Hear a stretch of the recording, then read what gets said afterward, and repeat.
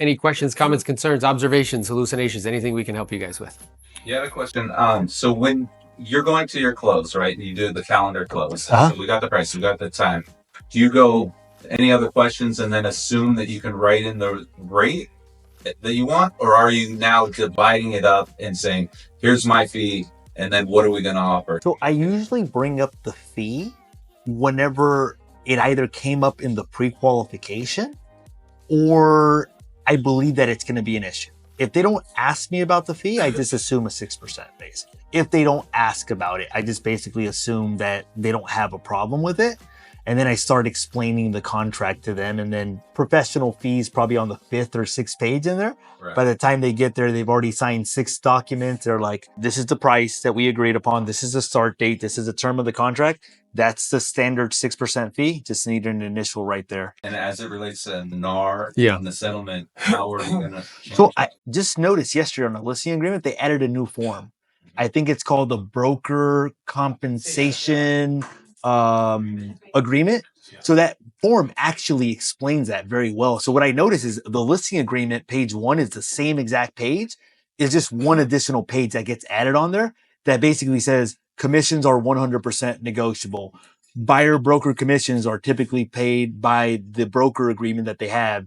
If you decide to offer something, blah, blah, blah, blah, blah. Right. So if you print out, like if you go on just a new listing agreement and just print it out, read that form, and that form discloses everything as it relates to the NAR settlement agreement. Yeah, and then I think if they ask you a question about that, then you can say something like, well, sure, like, what have you been hearing? So you kind of get the temperature. And then based on that, you can decide where you want to go with it in terms of how you're going to explain it.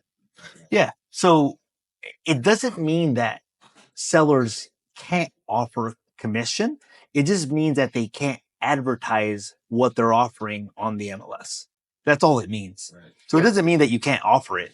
Like, and to be quite honest, they've never had to offer anything. You could offer, like I've had listings that the seller only wants to pay $10,000 flat fee. Yeah. And we advertise it as a $10,000 flat fee on the MLS.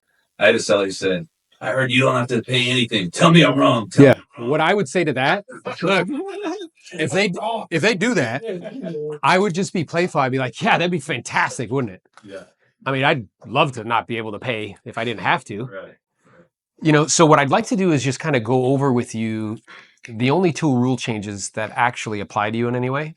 And then we can discuss what you want to do as far as compensation is concerned, because whatever you decide, I'll support you 100%. Fair enough? Mm-hmm. And they're like, yeah. It's like, all right, well, the 2 changes that actually apply to you are the following. One is we're not able to put compensation in the multiple listing service. We used to be able to do that. We're not able to do that. We can still offer compensation. We just can't put it there. Number 2 is we can offer concession because that's allowed, right?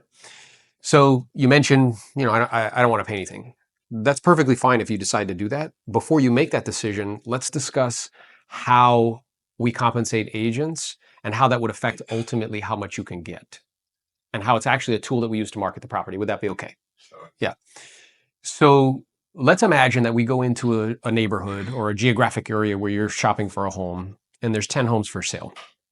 7 are offering to pay your buyer's agent, either in the form of a concession or in the form of a percentage of agreed upon purchase and sales price. 3 of them are not offering to compensate your agent. As a buyer, which properties would you instruct your agent to show you first? Ones that were going to compensate your agent or ones that weren't? I mean, I know the answer that you're leading me to, but I would say the one that I want to see, right? Yeah, which I appreciate. At the same time, if the one that you wanted to see caused you to have to pay your buyer's agent, is that cool with you? That would mean I would have less of a down, right? Yeah. But you see what I'm saying? So or you can say, look, if that property that you wanted to go see wasn't offering any sort of concession and you knew that now that concession was coming from your pocket, would you factor that into the purchase price? Right. Like nothing works all the time. Yeah. So like what I just gave to you will work like 90% of the time. Right. You'll get the 10%. It's like, wow, you know, I want to get all analytical about it. Right. So there's in Washington, I think it is, they've already passed the rules and applied them. And we have a guy in our group coaching call. He's like, yeah, they did it like 5 months ago. I'm like, did it change anything? He was like, no.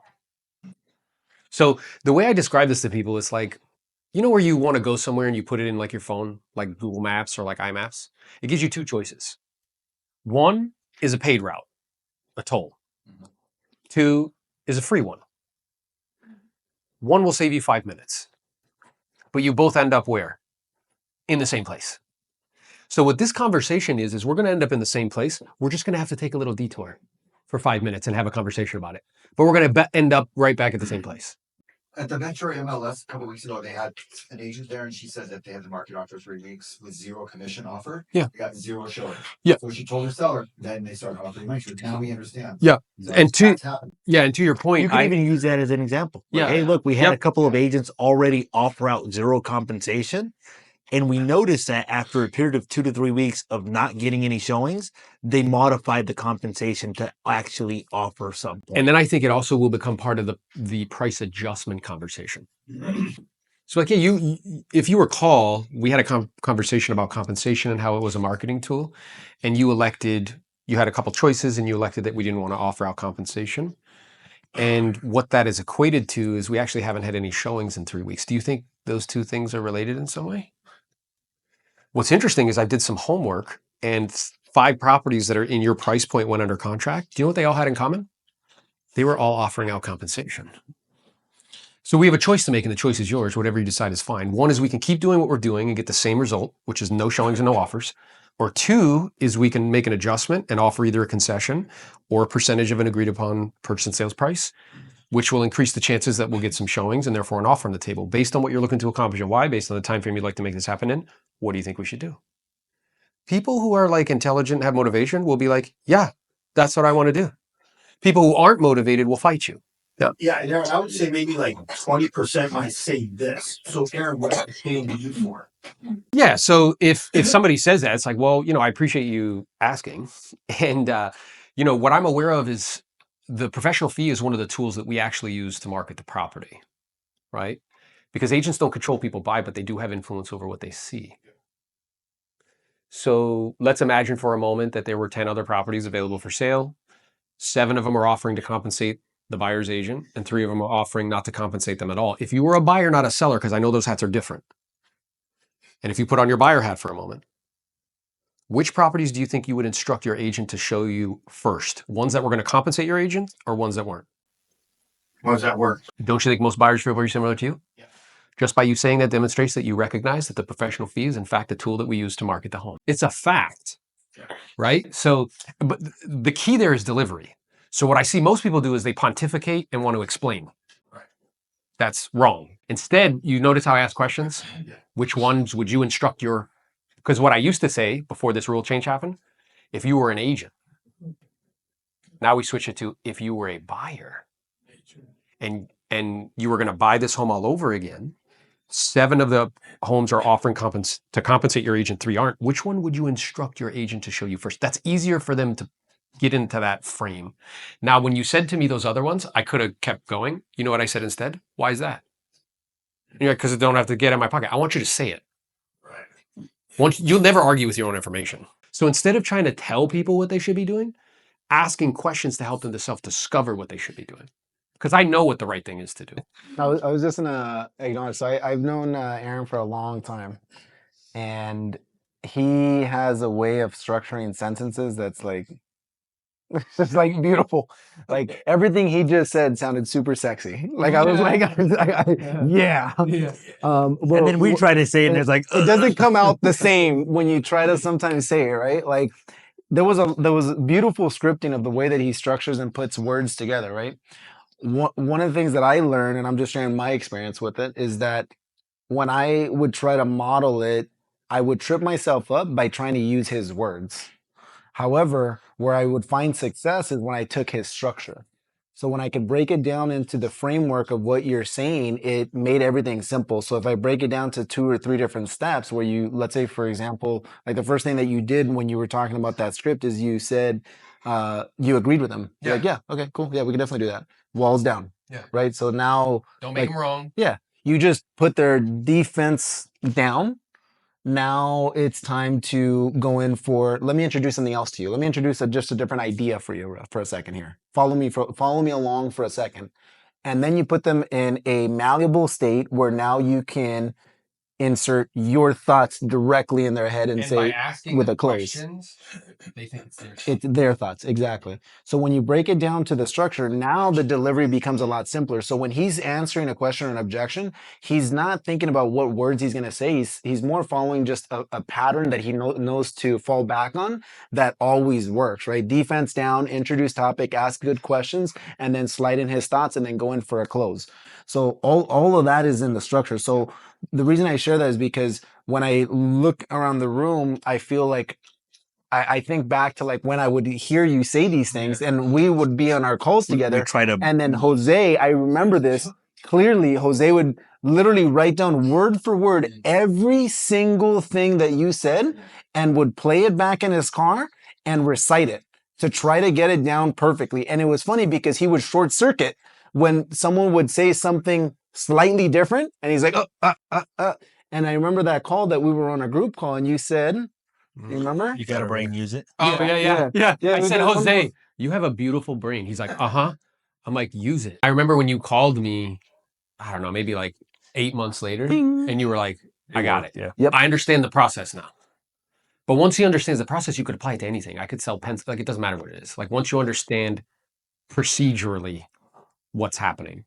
And something that could like let defenses down. So like whenever there's tension like that, like the way you presented with that initial character, like, oh, you know, prove it to me, prove it to me.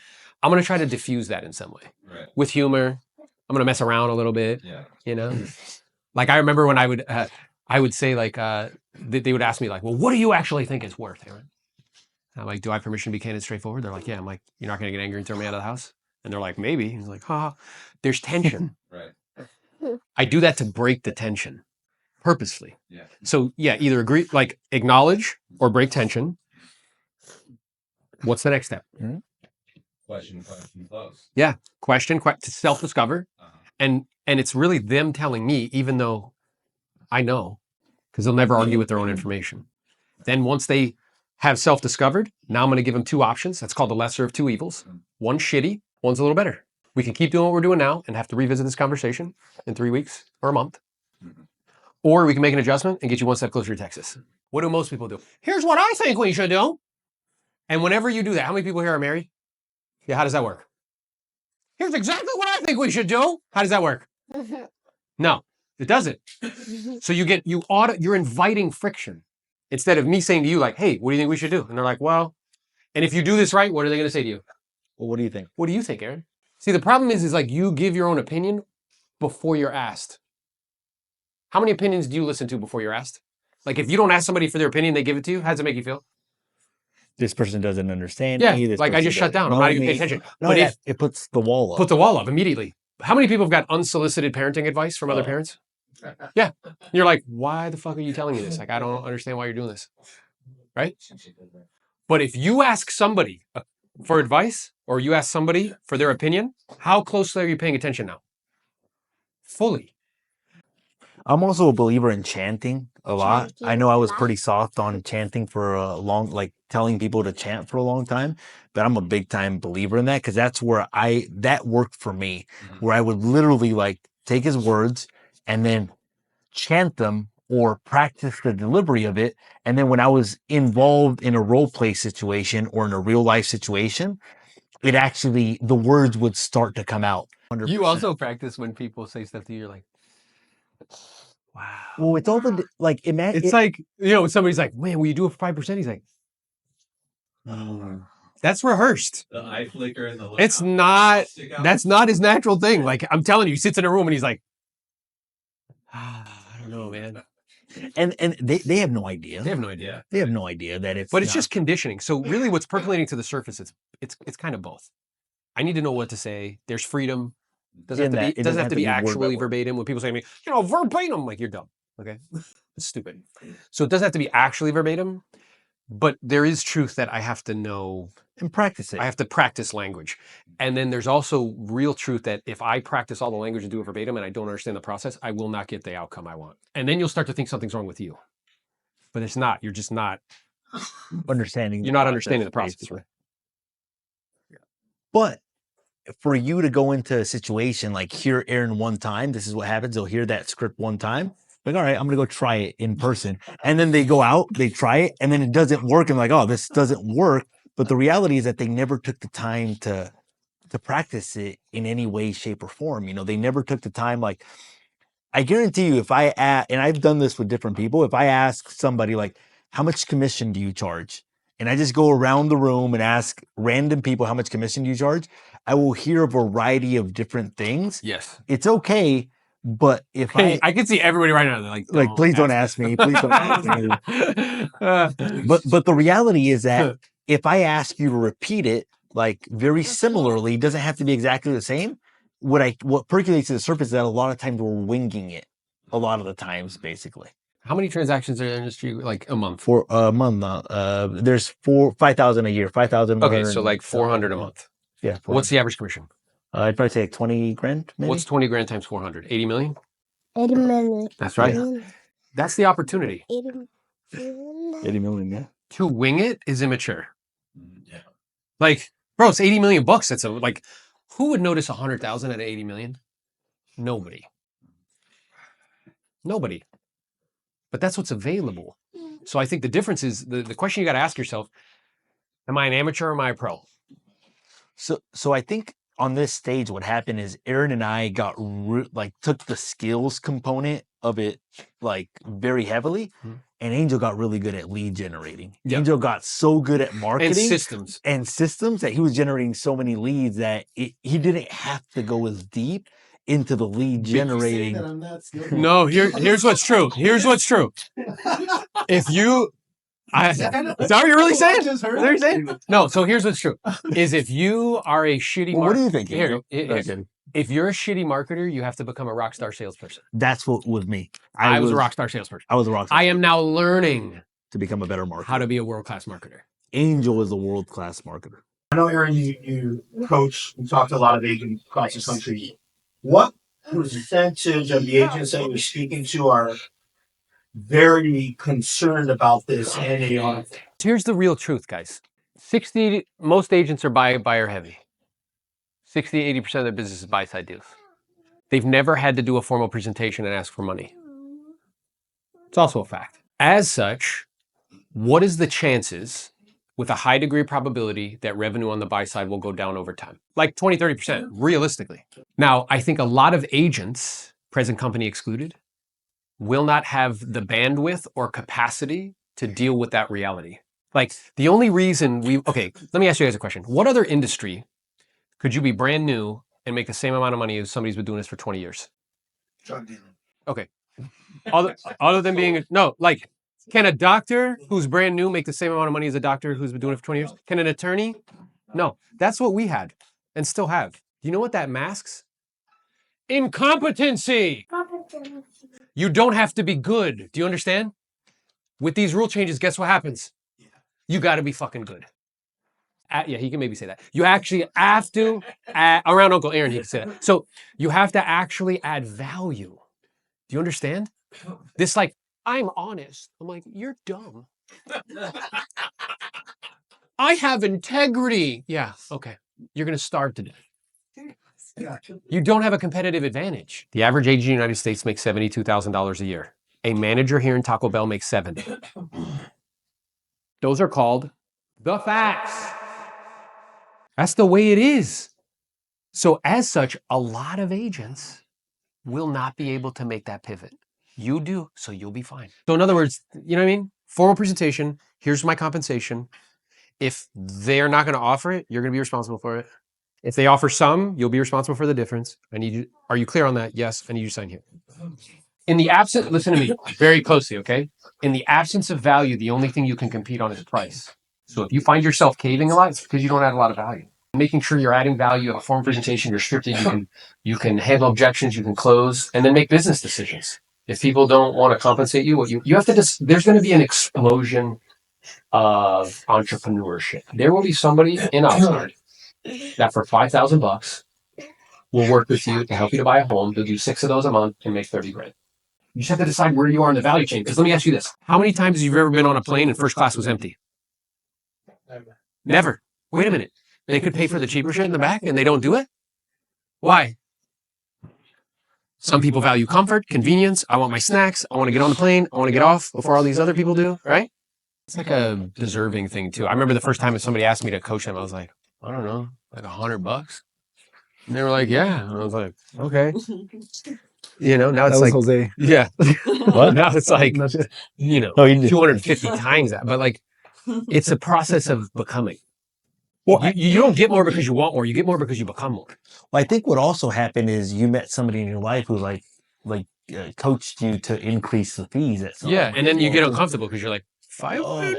You're like, am I going to lose clients? Now I tell people and they're like, sure. I'm like, damn it. I should have been like, I What, should have told them like, you know, twice as much. what happens is we all create these stories in our head and we buy into them. Like when I got braces, I had a list the first couple of days and We did a live stream. I was like, oh my God, like nobody's going to want to do business. I'm going to with me go anymore. broke with this. I'm list. like, most of my clients, I speak with them over the phone. And once I'm not going to have the same tone, the same presentation. I had that story for like a week. When we were And then it came a day where I was like, fuck this. yeah, no, yeah. It was just, it came a day where I was just like, nope, this is not going to be me. This has never been me. Whatever needs to happen, I'm going to do it. And it's going to happen. And now it's like the same. Like, I remember I took a listing like within a couple of days and I already told my wife that concern. I told her, look, like, I'm concerned He's like, about hey, babe, this. we may have to like downsize. I got this list now. You know what I'm saying? You know?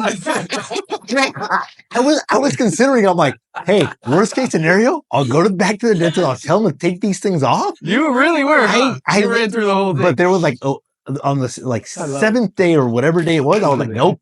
I was like, this has never been me. I'm like, regardless of whatever needs to happen, I'm always going to figure it out. And I came to that. And I think that's the point where a lot of us are at, is that we create these different stories in our head and then we buy loyalty to it. Like in some cases, it's that NAR commission settlement structure. And then we buy into it. But it comes a point where you just have to say, no, that's not me. That's never going to be me. That's never been me. When you help someone, you feel maybe 100 times better than making a paycheck. 100%. I got a stack of paychecks in my car right now that I haven't cashed. I don't even give a crap.